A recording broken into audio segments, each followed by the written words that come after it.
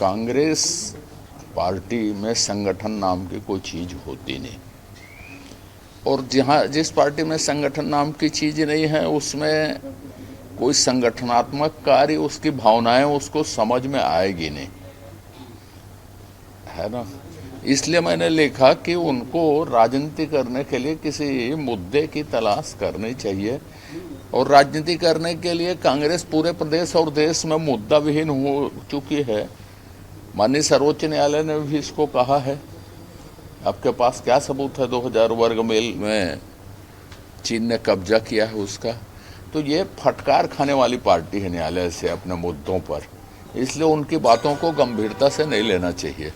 लेकिन कांग्रेस में कई बार अंतरकलह आया है कांग्रेस के नेता। वो किसी भी चीज का उपयोग करें, कुछ भी करें, मैं बोला ना, मुद्दों की राजनीति वो कर नहीं सकते, उनके पास मुद्दों का अभाव है। रहा सवाल मेरे बारे में लिखने का, तो मैं एक ऐसी राष्ट्रवादी पार्टी का सदस्य हूँ जिसमें अनुशासन सबसे महत्वपूर्ण है और देश हित के लिए काम करना सिखाया जाता है उसमें। वो लोग कभी नहीं समझ सकते जो एक परिवार के ताबेदार हैं वो ऐसी राजनीति को।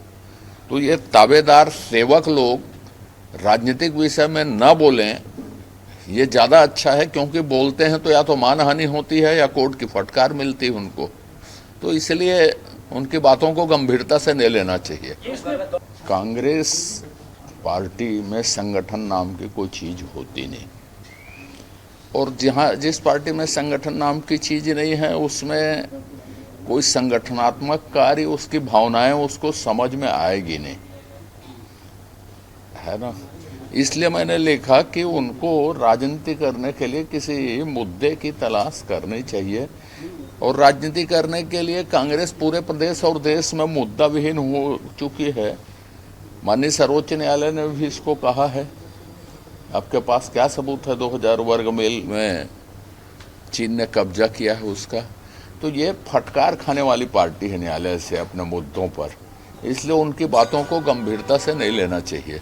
लेकिन कांग्रेस में कई बार अंतरकलह आया है कांग्रेस के नेता। वो किसी भी चीज का उपयोग करें, कुछ भी करें, मैं बोला ना, मुद्दों की राजनीति वो कर नहीं सकते, उनके पास मुद्दों का अभाव है। रहा सवाल मेरे बारे में लिखने का, तो मैं एक ऐसी राष्ट्रवादी पार्टी का सदस्य हूँ जिसमें अनुशासन सबसे महत्वपूर्ण है और देश हित के लिए काम करना सिखाया जाता है उसमें। वो लोग कभी नहीं समझ सकते जो एक परिवार के ताबेदार हैं वो ऐसी राजनीति को। तो ये ताबेदार सेवक लोग राजनीतिक विषय में न बोलें, ये ज़्यादा अच्छा है, क्योंकि बोलते हैं तो या तो मानहानि होती है या कोर्ट की फटकार मिलती है उनको। तो इसलिए उनकी बातों को गंभीरता से नहीं लेना चाहिए।